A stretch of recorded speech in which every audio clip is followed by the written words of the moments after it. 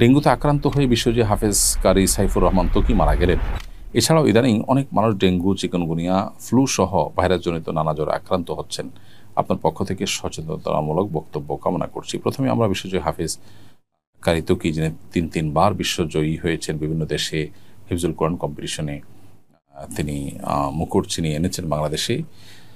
এরকম একজন টকবগের তরুণ তিনি ডেঙ্গুতে মারা গেছেন। আল্লাহ তাআলার কাছে দোয়া করি আল্লাহ তাআলা তাকে উত্তম বিনিময় দান করুন, মাগফিরাত নসিব করুন এবং তার ভুল ত্রুটিগুলোকে আল্লাহ তাআলা ক্ষমা করুন। শোক সন্তপ্ত পরিবারকে আল্লাহ তাআলা সান্ত্বনা নসিব করুন, আমরা দোয়া করি। এর বাইরেও অনেক ব্যক্তিবর্গই ব্যক্তিগতভাবে চিনি এরকম বিশিষ্ট ব্যক্তি বা সর্বস্তরের সাধারণ মানুষ ডেঙ্গুতে আক্রান্ত হচ্ছে এবং অনেকেই সিরিয়াস পর্যায়ে চলে যাচ্ছে। তো এরকম একটা পরিস্থিতি দেশে যখন চলছে, অবাক করা বিষয় যে আমাদের দেশে এগুলোর জন্য দায় কেউ নেয় না। অথচ আমাদের দেশে স্বাস্থ্য বিভাগ আছে, স্বাস্থ্য উপদেষ্টা আছেন, স্বাস্থ্য বিভাগে অনেক খরচ হয়। সেখানে মানুষ এই যে ডেঙ্গুর সমস্যায় আজ বহু দিন ধরে তারা ভুগছে এবং একের পর এক মানুষ মারা যাচ্ছে হসপিটালে, জাস্ট নিউজ হচ্ছে, অনেকগুলো নিউজও হচ্ছে না। এরকম একটা দায়সারা ভাবে আমরা আমাদের দেশটাকে পরিচালিত হতে দেখছি। দীর্ঘদিন ধরে এই কালচার চলছে। পৃথিবীর কোনো সভ্য দেশের সম্ভবত এটা সম্ভব না যে এতগুলো মানুষের তাজা প্রাণ চলে যাবে এবং এটার জন্য কেউ দায় নিবে না, কেউ কারো ত্রুটি স্বীকার করবে না, কেউ কারো ব্যর্থতা স্বীকার করবে, এটা বোধহয় কোথাও হয় না।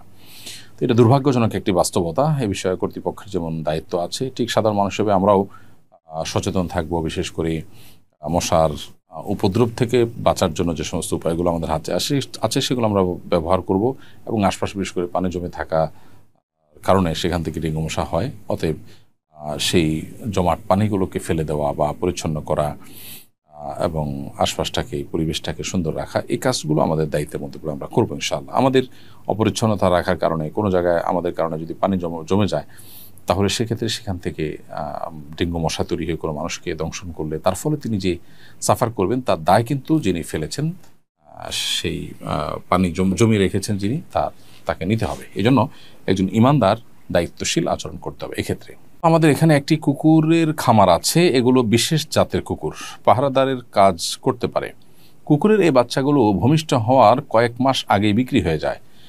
আমার প্রশ্ন হলো, এইভাবে কুকুরের প্রজনন করা ও বাণিজ্যিক বিপণনের বিধান কি এবং ভূমিষ্ঠ হওয়ার আগেই বিক্রি করার বিধান কি?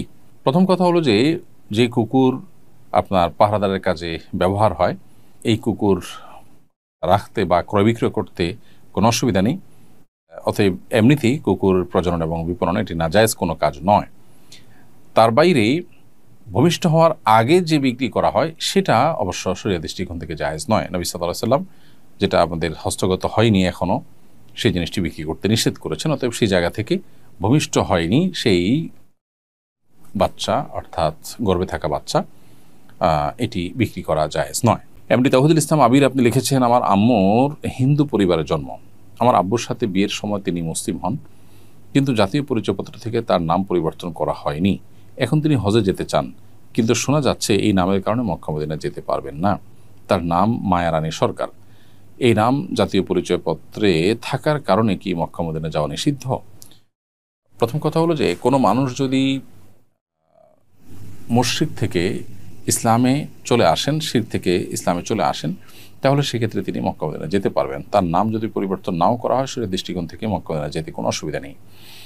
আর যদি আপনি এখানে সৌদি গভর্নমেন্টের পলিসি জানতে চান কিংবা তাদের ভিসার পলিসি অনুযায়ী নাম পরিবর্তন না করলে তিনি ভিসা পাবেন কিনা, যেতে পারবেন কিনা, সেটা যদি আপনি জানতে চান, তাহলে এ বিষয়ে সংশ্লিষ্ট যারা বিশেষজ্ঞ আছেন তারা বলতে পারবেন। তবে আমি আমার অভিজ্ঞতা এবং কমন সেন্স থেকে বলছি যে কেউ যদি কারোর ধর্ম পরিবর্তন করেন, এফিডেভিট করে থাকেন, তাহলে সেক্ষেত্রে তার কাগজে পত্রে, তার এনআইডিতে বা তার এনআইডির তথ্যে কিংবা তার পাসপোর্টে বিভিন্ন জায়গাতে তার রিলিজিয়ন পরিবর্তন হয়ে মুসলিম চলে আসার কথা এবং সেটাই তার হজের ভিসা, উমরার ভিসা পাওয়ার জন্য যথেষ্ট। সো এই নামের কারণে তিনি প্রতিবন্ধকতা সৃষ্টি বা মুখোমুখি হবেন এমনটি আমার মনে হয় না। তারপরও এ বিষয়ে যারা এক্সপার্ট আছেন, বিশেষ করে এজেন্সির লোকজন আছেন যারা ভিসার কাজ করেন, তারা আরও ভালো বলতে পারবেন, আপনি তাদের সাথে যোগাযোগ করতে পারেন। তবে শরিয়াত দৃষ্টিকোণ থেকে আপনার মায়ের এই নামটি থাকার কারণে তিনি মক্কা মদিনা যেতে কোনো প্রকার অসুবিধা আছে অথবা মাসালাগতভাবে কোনো বাধা আছে, ব্যাপারটি সেরকম নয়। মূলত মক্কা এবং মদিনাতে হারামের যে এরিয়া, মসজিদের যে হুদুদে হারাম, এই এরিয়ার মধ্যে অমুসলিমদের, অন্য ধর্মাবলম্বীদের বা মুশরিকদের, কাফিরদের প্রবেশ নিষেধ। সেজন্যই হয়তো এই প্রশ্নটি আপনার মধ্যে এসেছে। আমার ছেলেকে মাদ্রাসায় দিয়েছি, ক্লাসে কোনোদিন অনুপস্থিত থাকলে আর্থিক জরিমানা দিতে হয়, এভাবে জরিমানা নেওয়ার বিধান জানতে চাই। ভাই মাজহারুল ইসলাম, এই প্রশ্নের উত্তর আমরা অবশ্যই আগে একাধিকবার দিয়েছি। ইসলামী শরীয়তের দৃষ্টিকোণ থেকে আর্থিক দণ্ড এটি আরোপ করা জায়েজ নয়। মাদ্রাসা কর্তৃপক্ষ চাইলে যে কাজটি করতে পারে সেটি হলো এই শিক্ষার্থীকে, যে শিক্ষার্থী ক্লাসে অনুপস্থিত ছিল এবং নিয়মতান্ত্রিকভাবে অনুপস্থিত থাকলে বা নির্দিষ্ট রুলস এটা লঙ্ঘন করলে তখন তার ভর্তি বাতিল হবে এ মর্মে আগে থেকে নীতিমালা করে রাখতে পারে এবং পুনরায় একটা নির্দিষ্ট ফি দিয়ে, সেটা হতে পারে 200 টাকা, 500 টাকা বা কম বেশি, এই ফি দিয়ে পুনরায় ভর্তির আবেদন করতে পারে। এভাবে শাস্তির কাজও হলো, আবার বিষয়টা সরাসরি আর্থিক জরিমানা নেয়ার বিষয়টিও হলো না। এরকম একটি পন্থা অবলম্বন করা যেতে পারে।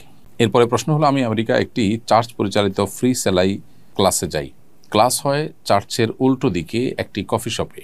মাঝে মাঝে খাবারের জন্য চার্চের ভবনের ভেতরে যাই, তবে মূল উপাসনাস্থলে কখনো যাইনি, শুধু ক্লাসরুম ও খাবারের জায়গায় যাই। সেখানে ধর্মীয় আলোচনা হয় না। এভাবে খাওয়ার জন্য চার্চের ভেতরে প্রবেশ করা কি আমার জন্য জায়েজ হবে? অবশ্যই এটি আপনার জন্য জায়েজ হবে, এটি না জায়েজ হওয়ার কোনো কারণ নেই। ইমানদারের জন্য খাবারের জন্য অমুক জায়গায় খাওয়া যাবে না, তমুক জায়গায় খাওয়া যাবে, এমন কোনো কথা নেই। হ্যাঁ, যে টেবিলে হারাম খাবার সার্ভ করা হচ্ছে, মাদক সার্ভ করা হচ্ছে, সেই টেবিলে বসে আপনি খানা খাবেন না। এর বাইরে যে কোনো জায়গায় ইমানদার খেতে পারে। অতএব সেখানে গিয়ে আপনি খাবার গ্রহণ করতে মৌলিকভাবে কোনো অসুবিধা নেই। বিশেষ করে সেখানকার যে নিয়ম নীতি আছে সেটা আলোকে আপনি যদি কোনো কিছু লঙ্ঘন না করেন, কোনো অন্যায় কিছু না করেন, তাহলে